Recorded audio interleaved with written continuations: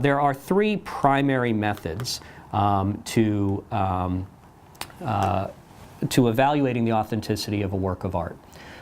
One is by forensic science, one is by tracing its provenance or lineage, and one is by connoisseurship, which is going to the recognized experts of the artists.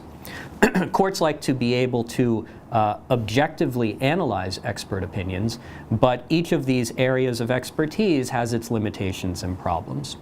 Forensic science, first, is probably the area that the courts are most comfortable with from kind of a Daubert perspective of looking for an accepted methodology, a reliability of application, and a capability of being recreated. What forensic science will do, and this is a relatively new phenomenon, is they can go in and check at a molecular level whether there are what are called anachronisms to the work. So for instance, you might have gone out and bought a work that is dated 1944. However, forensic science may be able to detect that the paint pigment on that work was not actually commercially available until the 1960s, 2 decades after the attributed date of the work. That's known as an anachronism, and that is evidence that this is a fake.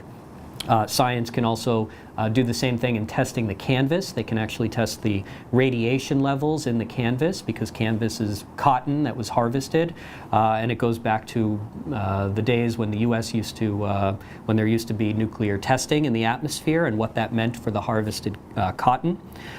They test the frames and all the materials. So forensics are highly useful and highly probative of detecting anachronisms and therefore being good quality evidence of something being a fake.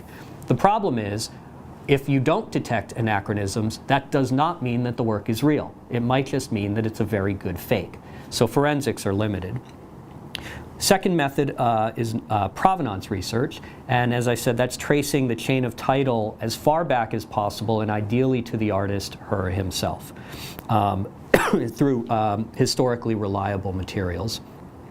That is, as I'm going to go through in a couple of cases, you will see courts really like evidence of provenance if it exists. If you can trace it back to the artist, that is considered to be very compelling evidence of authenticity. However, there are often gaps in provenance. It's hard to complete that puzzle all the way back to the artist, particularly with older works that go back, many decades or even centuries. So provenance is limited. And then you have connoisseurship, which is the trained eye of an expert of a particular artist.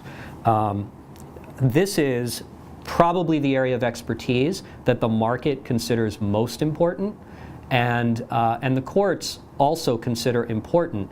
But from a Daubert-like perspective, it's very, very hard for the courts to deal with this kind of expert evidence, because what a connoisseur can do is come take a look at a work and in a matter of seconds say that's not right. And they don't have to explain why. You can see there's all sort of machinery going on upstairs that they are looking at certain factors. They're looking at the subject matter of the work, they're looking at the materials that were used, they're looking at the brush stroke methods, and if those don't look right to the connoisseur, meaning comparable to the artist's known body of work, then the connoisseur just says, that's a fake. But that really falls into a classic "I know it when I see it" sort of opinion, which is hard to get courts comfortable with. And I'm going to show you an example of just that in a moment.